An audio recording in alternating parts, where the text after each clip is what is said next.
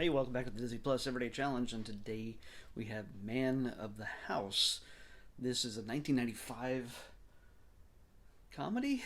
It's an hour and 37 minutes, and it stars Chevy Chase and Jonathan Taylor Thomas, along with Farrah Fawcett and a number of other familiar faces throughout this. And I didn't bring it up on my thing. I thought I did, but that was on a different device. So, uh, yeah. Anyway, it is listed as a comedy. It's listed on IMDb as a comedy. It's listed here as a comedy. It is not a comedy. It is not funny, pretty much at all. It's the same way that, say, Better Call Saul or Breaking Bad is a comedy.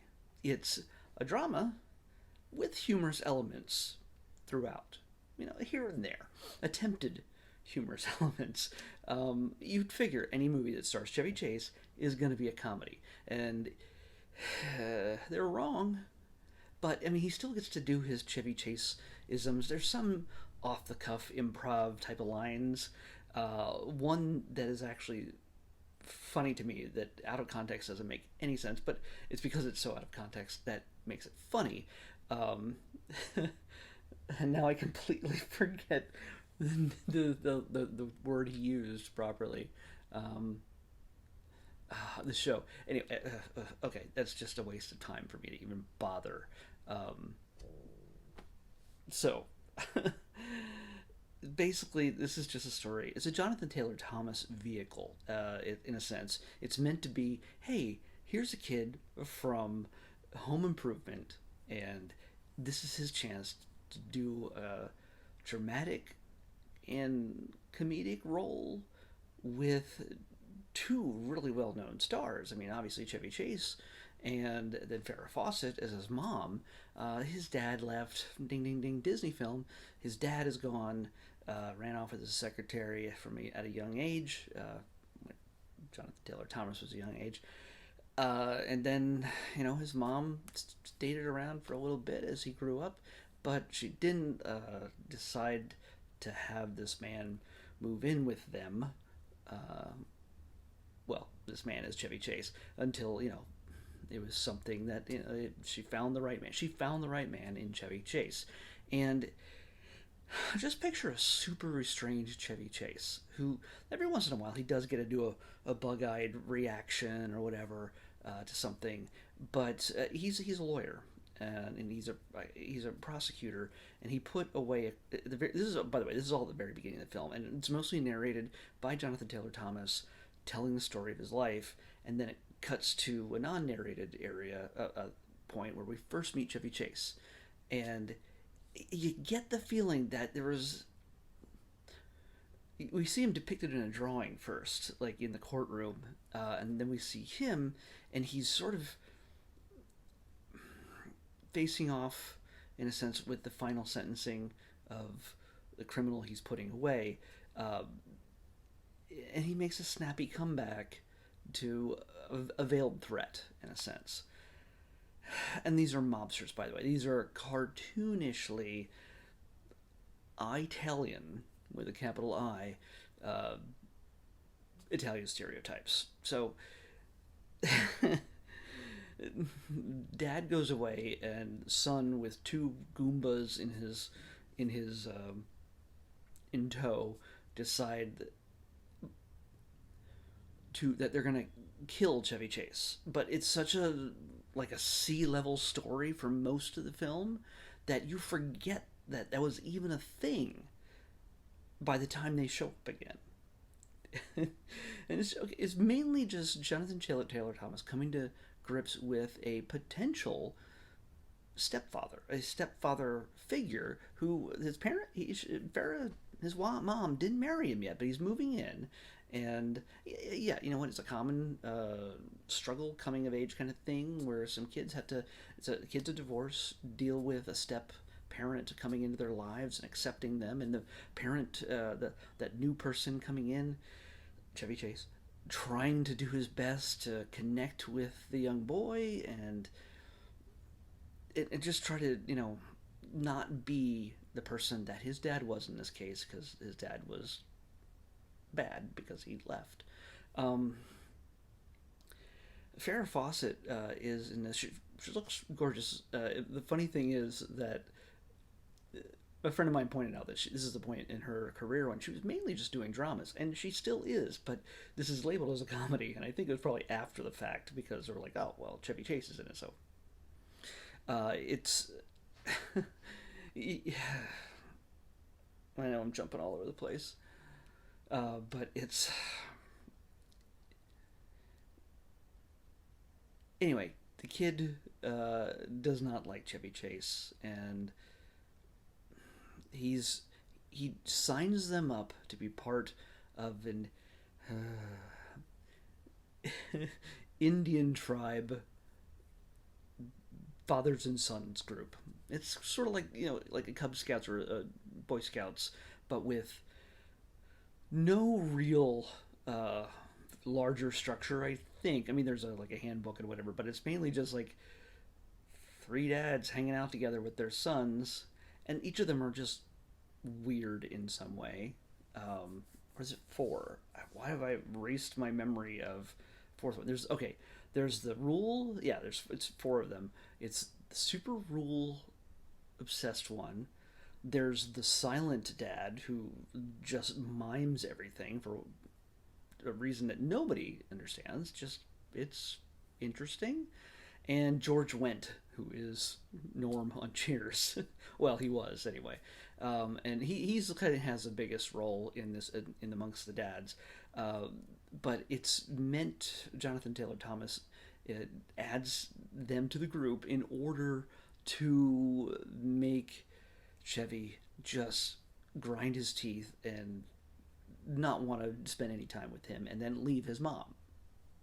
So, it's Jonathan Taylor Thomas's attempt to break his mom up with her boyfriend and get this guy out of her life.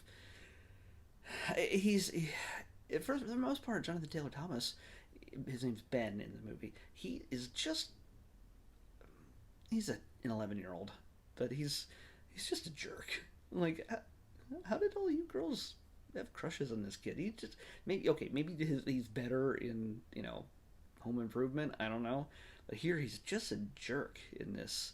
I mean, he does want a father figure. I think he does want somebody you can trust, and that is kind of the emotional underpinning of all this. It's allowing yourself to trust somebody and accept them for who they are and everything else. And yeah, and it's a neat story, but for the most part, it gets bogged down in not knowing what it wants to be. It says it's a comedy, it acts like a drama, and every once in a while there are funny little flourishes.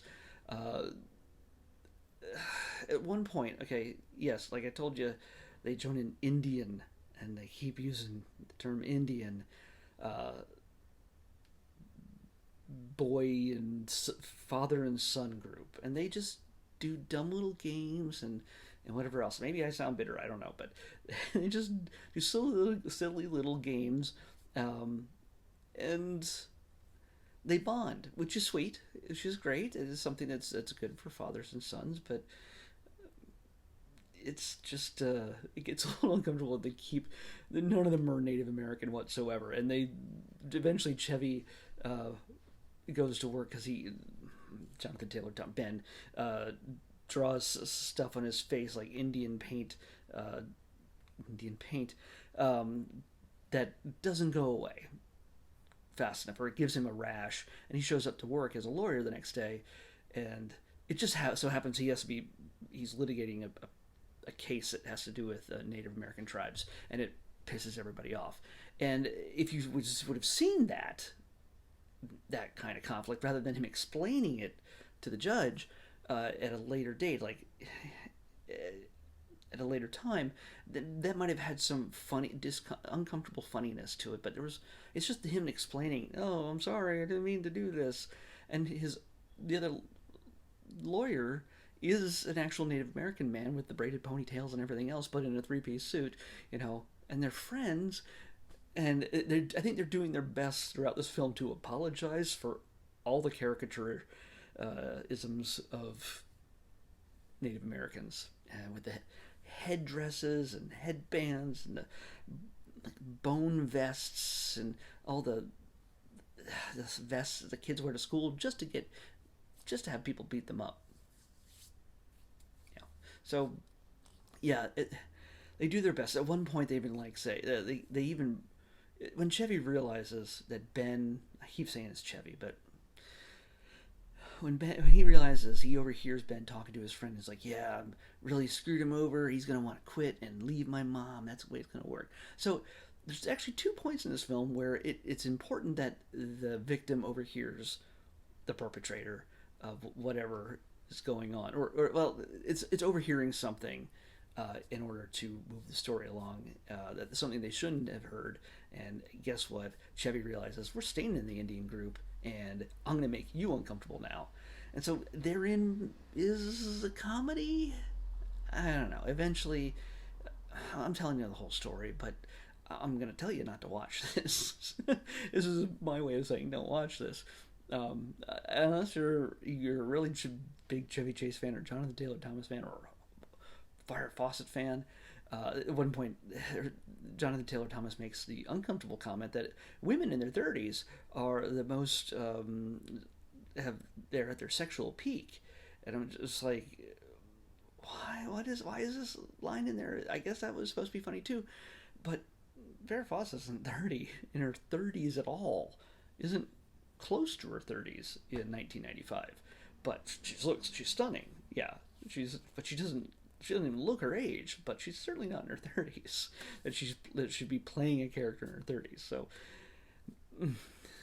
either way, there's lots of weird misrepresentations in this film, on various levels.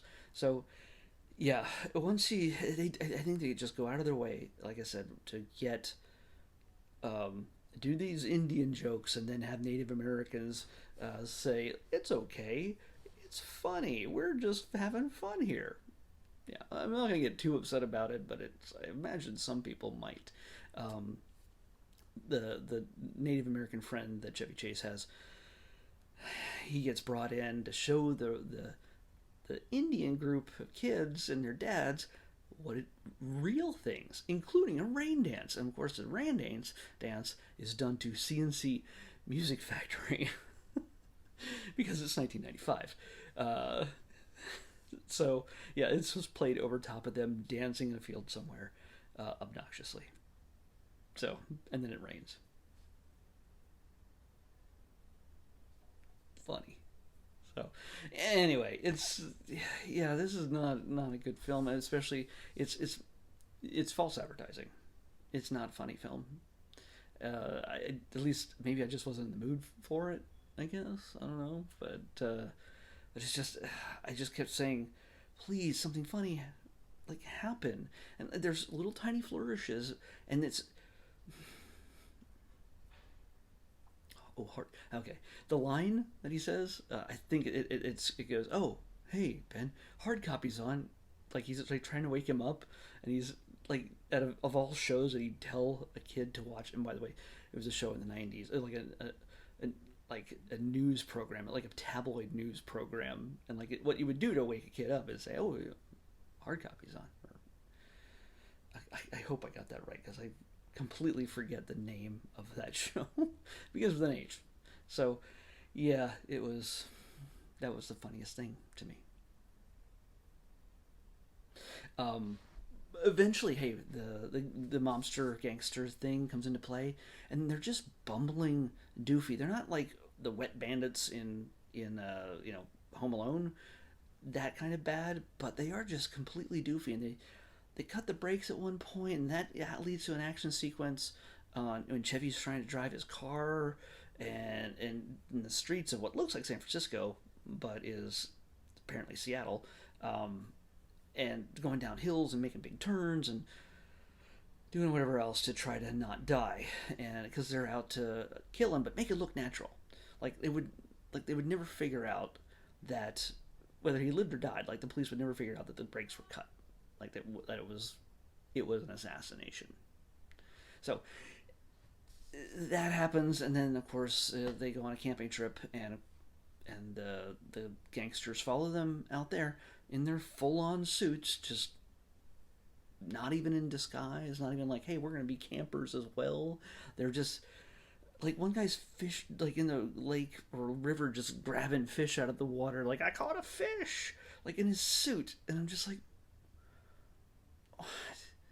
At one point, of course, the dads and the kids all team up to fight the gangsters wielding guns and apparently dynamite that they got a hold of, and shoot at them with bows and arrows, but of course not hit any of them, and fend them off, and everybody goes home alive.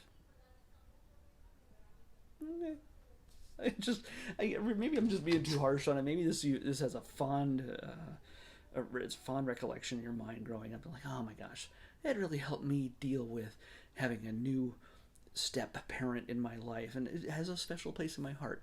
That's great. Go for it. That's love it. Love what you love, even when it's this movie. But I'm not going to tell you that it's going to change your life or do any good for you if you watch it now. It's on Disney Plus. Should it be? Should it be watched? I might be the only person who has watched this movie so far on Disney Plus. Right now, somebody is working at Disney Plus and they're like, "Oh my gosh, head of the house just got a watch." That's one, people. I revel in that concept, that idea that I'm doing this whole thing. I might be the only person who's ever watched certain things on Disney Plus, or the first person. You could be too. You could be number two. So, anyway, let's pick tomorrow's episode. 115. Yeah, we're staying with the low numbers. I've been in the hundreds and 200s for a bit now. Why does this feel like we're going to hit something that'll be really close? Oh no, this is different. This is kind of like a documentary or a reality thing. I'm not really sure, but I'm loving it. This is something. I'm heading back there soon, but it's been a while. It's been over 2 years now. Here's my chance to sort of re-experience it and hope I just don't cry my eyes out the entire time. This is Disneyland Around the Seasons. So we're going to see what Disneyland is like in all those seasons that I have not gone to see it over the past 2 years since you know what.